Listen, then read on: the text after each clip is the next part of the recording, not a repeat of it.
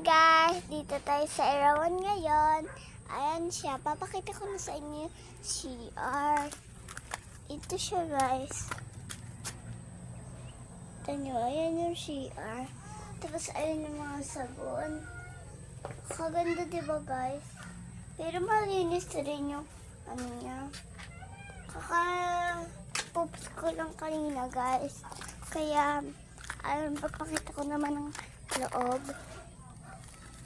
Ayan yung ano niya. Ito.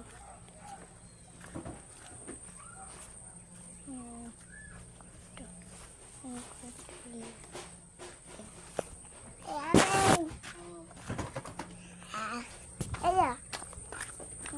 Tignan nila.